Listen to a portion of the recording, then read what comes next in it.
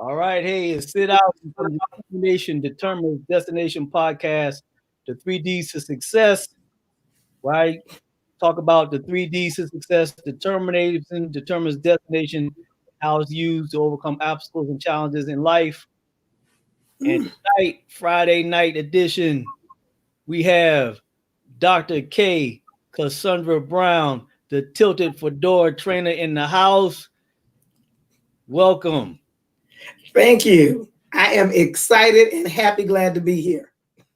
All right, Dr. K. Kasundra Brown is the Tilted Fedora trainer. She is a highly sought after preacher, teacher, motivational speaker, mostly known for clearly communicating timeless truths with practical application for today's world. She has spoken to thousands of people and helped them apply biblical examples to their everyday life and has a 25-year track record of experience as an ordained non-denominational minister. Cassandra was dubbed Dr. K by an online prayer and study group with whom she met daily for 15 months. Dr. K is the founder of the Tilted Fedora Trainer, her motivational speaking brand based in Dallas, Fort Worth, Texas, with clients such as the Toronto Consulting Group, Tie Together LLC, the Positive Blueprints podcast, and the American Diabetes Association. She has also published her first book, Moving Beyond Betrayal, Help Getting Past What You May Never Get Over, and host a weekly online Bible study called Connecting the Dots in Scripture to See the Image of God. After teaching biblical truth to thousands around the U.S. and now the world by virtue of the internet, Dr. K believes that the Bible is still the best motivational book ever written and is now making the pivot to take biblical truth to non-traditional places. Welcome, Dr. K. Thank you, thank you, thank you. Excuse me. So tell us your story of how you use what I call the 3Ds to success. Determination determines destination in your life to overcome obstacles and challenges in life. Thank you for the opportunity, Sid. I am so glad to be featured on your show. So I'm really grateful. I first want to say thank you and congratulations in launching this project and expressing the greatness that God has placed in you. I relate everything to the Bible. What I think drew me to motivational speaking is that so much of what motivational speakers are teaching people is actually from the Bible. So when I read your determination determines destination, I immediately went to perseverance. Persevering, the Bible calls that persevering in the faith. Perseverance is that characteristic that says, no matter what, I will keep going. Some days I can only make one step. Other days I can make giant leaps. Some days I can crawl. Some days I can run. Whatever the case is on that day, that's what I'm doing. I went into this. I actually went through a really bad divorce. That was kind of the precursor to the book. Went through a really, really bad divorce, had been married for 10 years, living with my ex-husband, 2 years separated, and it really, really got bad. He was emotionally abusive. He was verbally abusive, never became physically abusive. I think he kind of knew that there was a little bit of insanity in me that might have caused significant problems for him. That happened while I was living in Massachusetts, and we raised 4 children together. So it was a case of his, mine, and ours. We each came to the relationship with a son. And then we had 2 sons together. So I'm the proud mama of 4 young men. All right. Who I've been able to introduce into the world. And I'm happy to say that all of them are doing well. Nobody's in jail, no baby mama trauma, no baby daddy drama. Everybody's doing good. So I am excited about that. But I used your 3Ds, persevering in the faith, to continue going through extreme depression, suicidal ideations, moving out of my home. I gave up the marital home for peace. So moving out on my own, having a commission-only job. I was in insurance sales, commission only, going through the depression. And it literally hit a point where it was just every day, get up and do what you can today. Don't even consider the future. Do what you can today. What can you get done today? What can you celebrate today? If I got up and took a bath and got dressed, we celebrated that day. Yeah. That's it. And that's what I can give to somebody right now, is sometimes you can hit a point where it is so low that you don't even want to get out of bed. You don't want to talk to anybody. At that point, celebrate the small wins. Count everything as a win. I met a lady who was raising foster children who had come out of some of the worst circumstances, and she's the one who taught me that. She said when they came to her, they had been so broken down, so beat down, and transferred through so many homes that they were not celebrating their lives. Mm-hmm. So she gave each one a notepad, and she said, every day, write down what you do, because everything you do is a victory for you. It's a win. And she said after 3 or 4 months, and the social workers were amazed at how she could get these children who were closed and literally not willing to talk to anybody. Within 4 to 6 months, she got them open and blossoming. Wow. And she said her first step was to get them to celebrate the small victories. So she'd make them write, I got out of bed this morning. You woke up. She said, a lot of people didn't wake up. Yeah. You got out of bed. And then she said, were you able to dress yourself? And they write, I dressed myself. Were you able to pick your own clothes? I picked out my own clothes. And they literally every day began to see the wins that they had in their lives. And then that developed an attitude of gratitude. And when they got to where they were grateful for what they were able to do, they began to soar. And that was my experience, going through some days where it was just, I can get up, I can take a shower, I can get dressed, I can get my kids dressed and get them to school. Some days I didn't go to work, other days I did. Some days I couldn't focus, other days I could. So it really was a day-by-day journey. Now, I know earlier I said don't focus on the future.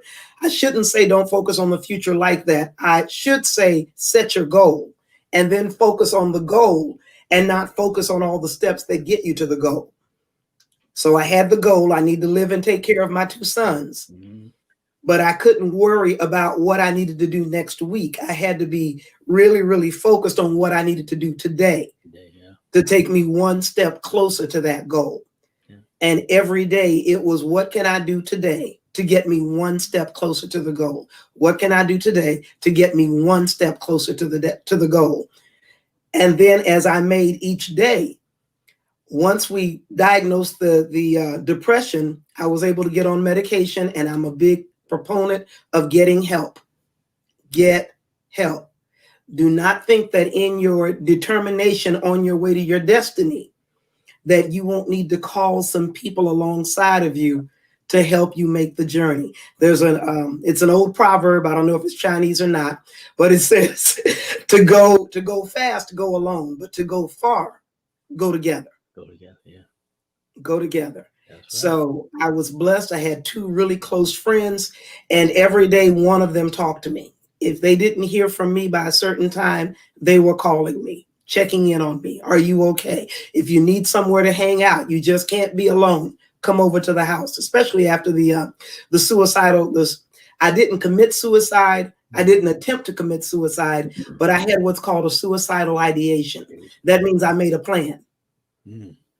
I had a plan. I knew exactly what I could do. I knew how long it would take for somebody to find me. That's how serious it was. Wow. After that episode, the 2 friends hung really close, and it was, okay, are you okay alone today? Do we need to come and get you? Do you need to be with us? And again, every day, if they called and I could say, no, today is a good day, I'm all right, I'm out working, they'd go, great, call me when you need me. Call me if you need me. Just call me. Yes. And that helped. That made the journey so much easier to bear. I think if I didn't have those 2 friends holding me up, I don't know that I would have come through this as well as I did. Those 2 plus the counselor. And I had a 3-braided cord that made sure that Cassandra did not fall, and that Cassandra did not give up hope, and that I didn't get lost in the mess of the divorce. Yeah. Wow. So from that day to this, now I'm a published author. I listened to the bio and went, wow, this chick is good. So, but I'm a published author.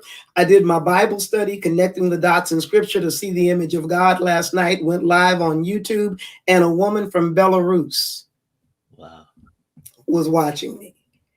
I did it one other time, and I forgot her name is Beata, and I can't remember where Beata lives. I think it may be something like Switzerland. But I'm starting, people around the world are starting to get to hear the voice. So I'm excited about the destination, and I have not gotten there yet. I want to be as famous as Oprah or Les Brown. That's the destination for me. You're going to get there.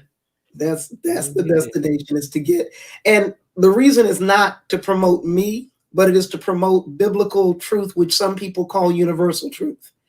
I believe the Bible still contains true truth, and it's truth for everybody, at all people, at all places, at all times, so that folk can understand what I'm talking about. Think about gravity.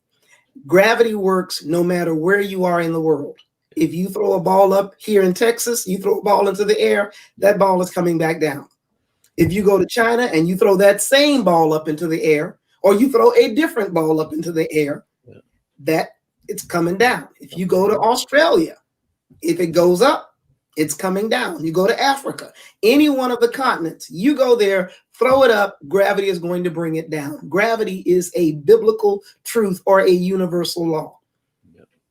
It affects everybody. So my goal is to help people understand how to apply those universal laws, those biblical truths, to their lives, so that they can actually enjoy the life that God has given them. Because God created us to enjoy life, not to be burdened and beat up and bullied and stuck underneath it. That's right. He gave it to us to enjoy it.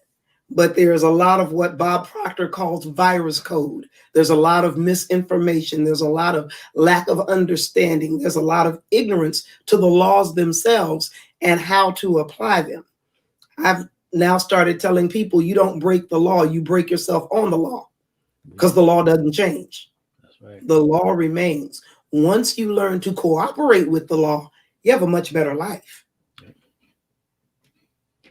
That's right. So that's my story, and I'm sticking to it. All right. All right. Yeah, you said some very important things. And among those things you said was celebrating your wins. And so many times we take for granted the things that we have to celebrate every single day, every moment, even during a time like this. The COVID pandemic has affected the whole world. As you said, all of us have wins that we can celebrate every day, even if it's just that you got out of bed. And matter of fact, that's one of the biggest wins you can celebrate. You got out of bed today. We have never been so cognizant of death. Literally, they are reporting death numbers every day. So with that kind of immediacy, or the presence of our mortality being daily reminded, celebrate waking up. Celebrate being able to move under your own power. There are people dealing with COVID in the hospital who are still alive, but they're on breathing tubes, and they don't have the power over their own limbs. They don't have the power over their own thoughts, their own minds. So just waking up is a win, because there's not a lot you can do if you don't wake up. That's right. Right? So begin to celebrate those small things. Even in COVID, one of the maxims that I teach is that there really is a silver lining around every cloud. We don't see it because we don't look for it. The Bible says, if you seek, you'll find. So we have to sometimes sit down and really think about, look at the cloud, and then think to ourselves, there's a silver lining in this cloud. There's a silver lining around this cloud. In COVID, people have had the opportunity to pull back. Like me, I've gotten the opportunity to pivot. I've taken this opportunity with COVID. I got the book written and published, launched the speaking brand, launched 2 websites, getting ready to do a project collaborating with another woman who's a Christian business coach. She calls herself the Kingdompreneur Expert, because we're targeting people who are Christians. She and I have a training on Saturday, January 23rd. Mm-hmm. And it's called Adversity is Irrelevant. It's a mastermind for Christian business owners to help them learn how to navigate difficult times. I teach on communication and leadership. She teaches on setting up a business and handling finances and things the way that Jesus would. So we've both looked at the life of Christ, and we have pictured him as a businessman. And we said, looking at the stories of the Gospels, how did Jesus handle the situations that an entrepreneur would handle, since he actually had what became one of the largest businesses in history and the longest running operation in the world? The church was started over 2,000 years ago, and it's still in existence today. So he had some serious principles that he and his initial 12 guys worked out. So we're looking at that. That is this Saturday, the 23rd. It's from 5:30 to 7:30 Central, 6:30 to 8:30 Eastern. And people can go to my website, www.thetiltedfedoratrainer.net/adversity. www.thetiltedfedoratrainer.net/adversity if they want to get more information on what that mastermind class is going to entail. But you'll get 2 experts for the price of 1. All right. That sounds like it's going to be very powerful. I'm excited about it. I am excited. So, but going back to your initial statement, celebrating the wins is one of the ways that you keep from getting under and you get to stay on top, because it keeps your mind in a positive set. It's easy to complain, and we don't realize how dangerous and deadly complaining is. It puts us in a really, really negative space. So the way you stop complaining is you begin to look for the good. You begin to bless that situation in your life. COVID gave me the opportunity to pivot, so I'm not upset with COVID. Has it been a financial struggle? There's been some issues, but God has been faithful. So I celebrate the fact that God has been faithful. Rent's been paid, bills have been paid, and the only weight I've lost is weight that I wanted to lose, weight that I needed to lose. But for other people, you've gotten time to take a break. People have gotten those projects that they've had outstanding for years. People have taken small day trip vacations since there's not a lot of moving around. People have gotten to spend more time with their children, be more actively involved in the lives of those kids. And our children need us. Never think that your children do not need you. Yeah. Your presence is necessary for their maturity.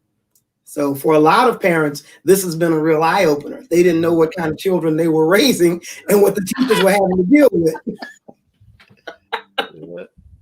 So their silver lining is they know who their children are, and they can make those adjustments to ensure that those children become the adults that they can be proud of. It's wonderful when you have children that you are proud of and whose company you enjoy. I can't think of something better than that. I love it when I'm able to hang out with my sons. Great. That's the silver lining of COVID for some people. I'm sure your sons just love hanging out with their mother. And you got that the door on. I know they love hanging out with you. Thank you. They're the reasons I have the fedoras. My oldest son did a destination wedding in Antigua, and we were at the beach, and the souvenir seller had a fedora, and I tried it on, and my sons were like, "Mom, that looks really good on you." So I'm looking in the mirror, deciding whether or not I want to get it. And one of my sons went over and paid for it. He just said, what do you want for it? And then I'm giving it back to the lady. He says, no, Mom, it's yours. It's yours. It's yours. And that was the first fedora. And now I have 30 of them. You ain't playing. That became your signature. That they became the signature. A good friend of mine said you ought to wear fedoras when you speak. That way, if people don't remember your name, they'll say it's the lady that wore that tilted hat. That's right. So, It became the brand. That's how the speaking brand was created. I started wearing the fedoras, and people would be like, wow, you actually wear those? I said, almost every day. Almost every day, unless it's really windy, because you can lose a good hat in the wind. That's why you got 30 of them. That's well, now people give them to me. It's really, really cool. Oh, wow. When people find out what you love, they are sweet. People give me the fedoras. And awesome. That and then finding them. I usually go hat shopping whenever I go into a new city. So that's an awesome story of the creation of your brand, the Tilted Fedora, how that was created out of the love of a son for his mother. Mm-hmm. That's an awesome story. Hey, those boys are some bad boys. They handle it. I forgot. Can I brag? Can I brag for a minute? Can you give me 2 minutes to brag? Mama got to brag on her sons. Let me have 2 minutes. Son number 1 is married, has a beautiful wife who is a professional chef. He is a business owner. He's an entrepreneur as well. He's a heating, ventilation, and air conditioning specialist. He just retired from the military. Awesome. And he learned to do heating, ventilation, and air conditioning and refrigeration while he was in the military. Son number 2 is an international pilot. Wow. He lives in Thailand. Son number 1 lives in Boston. Son number 2 lives in Thailand. He flies the 777, which is the second largest plane in the sky. Man. And he flies all over the world. So I get texts and phone calls from him, and it's like, Mom, I'm in front of the Louvre Museum. The day he said that, I said, I don't believe you. Send me a picture. And then what did he do? He took a picture of the outside of the museum and sent it to me. I said, you could have found that on the internet. So he grabbed somebody, stood in front of the museum, and then had them send me the picture. He was in front of the Louvre Museum. Son number 3 has a bachelor's degree in mechanical engineering. And he works for a small firm that creates prototypes in Massachusetts. Son number 4 is here in Dallas with me. He is a military chef and is an extraordinary young man. That is great. So I am proud. I try not to get the head so big that I can't get through a door, but I have reason to be proud and excited about these young men. Hey, you got them 4 boys. You got to brag on them. 4 young men. You got to brag on them. Hey, that's the way it works. That's the way it works. Let me tell you about my book. You did mention. Yeah. Let's do that. You mentioned the book. This is Moving Beyond Betrayal.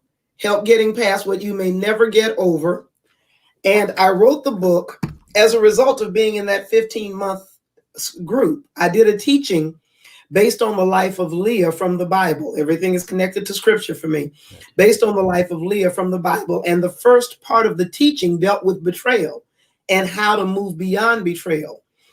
I told people you move beyond betrayal because betrayals can be so significant that you just can't get over them. When we think of the term get over, you're literally telling somebody to act like what happened didn't happen. Yeah. To treat it like it didn't have an impact on your life. I had a situation where I lost a pregnancy. I have four sons. Well, my daughter is in heaven. I miscarried her at 5 months. Wow. And someone that I knew looked at me and just said, you're young, get over it. You can have another baby. Wow. And that hurt. That hurt. I can't have that baby. I went on to have my 4th son. So I don't have any daughters, but to just say, get over it so that I could then do whatever it was they wanted me to do in that moment. That I wasn't able to shift to because I'm dealing with this loss. Yeah. So I learned in that moment, there are things you just can't get over. They have a profound impact on your life. Mm-hmm. But just because there is that profound impact does not mean that you need to be stuck in that place. You need to be stuck in that pain. You can process that pain and you can move beyond that point, but still give that point the honor that it deserves. Right. Because it was an important event in your life and it's part of what shaped you into the person that you are. So Moving Beyond Betrayal is a workbook with 4 steps to help people move beyond that difficult space. Yeah. If we don't move beyond betrayal, if we don't deal with that pain, the Bible says that a root of bitterness will develop in our being, in our soul, in our spirit. And bitterness yields an ugly fruit. It's an ugly fruit of ill health. There are a lot of people dealing with illnesses in their body because they've not forgiven a betrayal. Mm-hmm. It can show on a face. There are a lot of people who look older than they are because they're carrying the weight of that pain. You know, when you're in pain, you make some seriously bad faces. You wince. Yeah. So if you're in pain physically and your face shows it, you're in pain in your soul, in your spirit. Yeah. It's still going to show up in your body because there's a connection. Wow. So not dealing with a betrayal is very, very dangerous and deadly because of the toxicity of carrying that weight in our bodies. So I tell people they can break free from betrayal prison. If they take this book, they'll be delivered through the process.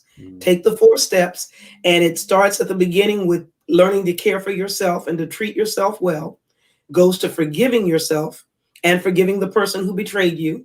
A lot of times we can forgive the individual, but we don't forgive us. We hold ourselves guilty because we didn't see it coming. We hold ourselves guilty because, you know, how could we have why everybody else said to leave him alone and I just didn't listen. So now I'm guilty because they said leave him alone, or they said don't get into that business deal. You can't trust that partner. So we hold ourselves guilty, but we forgive them. Yeah. And we forgive them because we're taught to forgive the other person. Well, we also need to forgive ourselves. And we go through a thorough walk through forgiveness. And then we get to rebuilding trust. When you are experiencing a betrayal, trust is a muscle. It's an internal muscle. And it can atrophy if you don't use it. If it's injured in a betrayal, it can also atrophy. Because once we hurt a muscle, we tend not to move that muscle again. We wrap that bad boy up and treat it kindly. But the problem is by not being used, it atrophies. It wastes away. So the third step is rebuilding trust. How do you do that? What does that look like?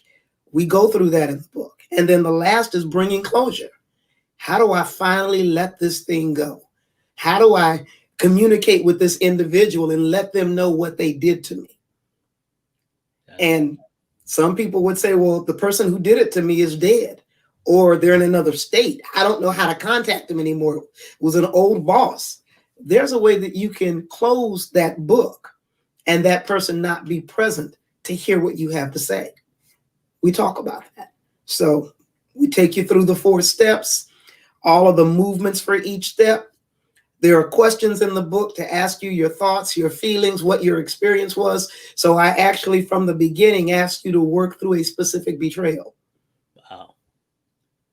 And as you work through that betrayal, one lady read the book and she said it immediately brought up something that happened to her in her childhood. And she used the book to work through a childhood issue. Wow. So betrayal can be like that. We can be in it for forever and a day and not realize that carrying that weight is having a physical effect on us. You know, your book really addresses some key points in helping people heal, because you said, like you said, it's a workbook. It's a process. You're not just giving people something to read.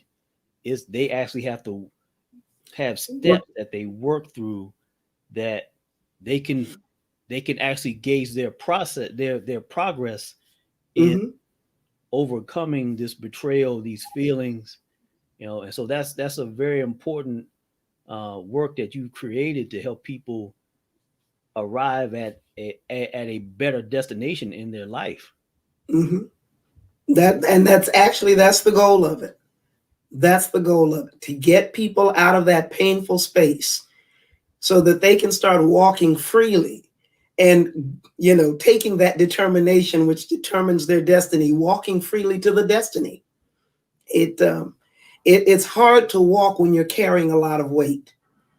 I once heard that soldiers, they carry about 40 to 80 pounds of weight. You know, you're a police officer, right?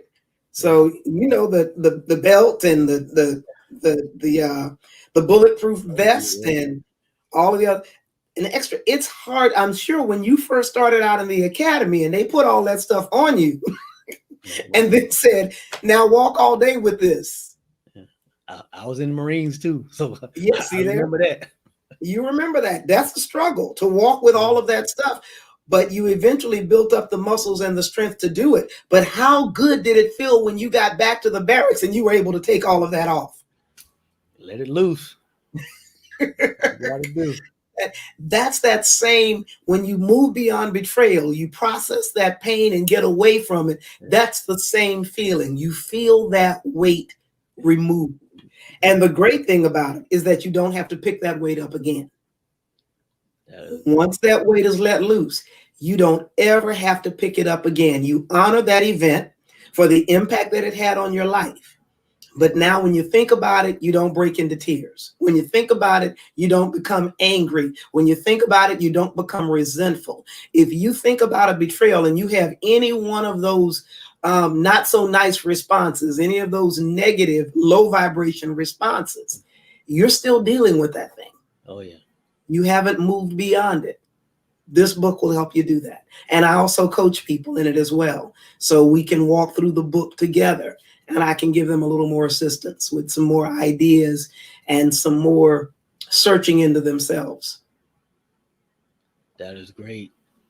That's like I said, there's such important work that you're doing to help people move beyond traumatic experiences in their life, get them to a place where, they're in a better destination and they can really begin to make uh, significant progress in their life once they release those feelings and that burden that you're helping them to deal with.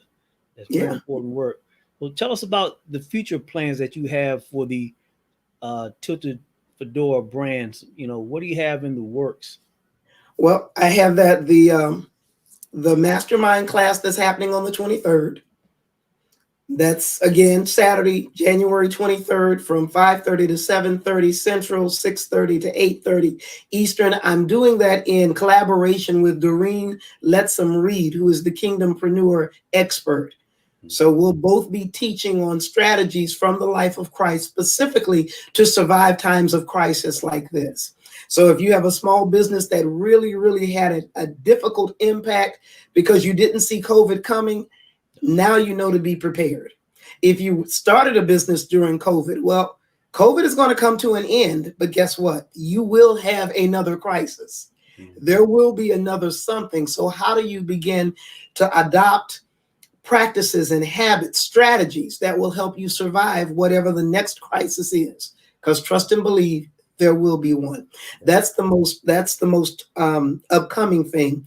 I'm releasing a new coaching package for Moving Beyond Betrayal and setting up an online course, a coaching program that will probably last about 4 months because there's 4 sections to the book and then there are 4 subsections in each section. Okay.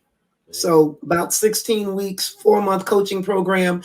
I'm working on that. By February, that ought to be available for purchase. And then anybody who feels that they need to get started on the book now, it's available on Amazon. You can type in Moving Beyond Betrayal, Kasundra, and I think in Amazon, I'm Pastor K for a while I was a pastor. It's Kasundra Pastor K Brown or Kasundra Brown, but it pops up now. I'm so excited. Or you can go to my website. If you go to my website, www.thetiltedfedoratrainer.net, the book is available there as well. All right. That is awesome. awesome. And they can contact me through the website. And I highly encourage everyone who is in need of Dr. K's services to please contact her. We're in the same groups together in the Les Brown Power Voice group and the Thinking into Results group. And Dr. K is an awesome person. She is very knowledgeable, very compassionate. And so I highly recommend that people check out her book, her services. If you're in need of releasing and dealing with traumatic instances in your life, she is someone that is definitely an expert and a person you should seek out for that type of help. So Thank you. Before we close up, I'm also available to teach this to groups as well. So if you are a member of an organization and you're looking for some kind of ongoing training or a seminar or workshop, we can work on that as well. I also do other workshops and seminars surrounding biblical or universal truth. So I'm able to do that as well. Dr. K can do it all. She's the Tilted Fedora trainer, y'all. So we get ready to wrap up, Dr. K. One more time, let everybody know where they can contact you, where they can get that book. We're not leaving nothing to chance. Make sure they got that information. Thank you. This is the cover of the book. So if you go to Amazon, this is what you're looking for. It's on Amazon, Moving Beyond Betrayal by Kasundra Brown. You can also go to my website, www.thetiltedfedoratrainer.net. No spaces, no dots. It's all one word, thetiltedfedoratrainer.net. And you can take a look through the website. If you click on the products tab, the book is there. If you click on adversity, the workshop, the mastermind is there. All right. Y'all heard it. Amazon, Dr. K. Kasundra, it has been awesome having you. The work that you're doing is so important and so needed at this particular time. I congratulate you on what you're doing. And as I said, it has been great having you on the podcast. The determination determines destination, the 3 Ds of success. Thank you for being on. Thank you. I appreciate it. All right, everyone. This is Sid Owsley from the Determination Determines Destination podcast, the 3 Ds of success, where we share stories of people who use the 3 Ds of success. Determination determines destination in their life to overcome obstacles and challenges. It's Friday night. I'm out. Have a great day.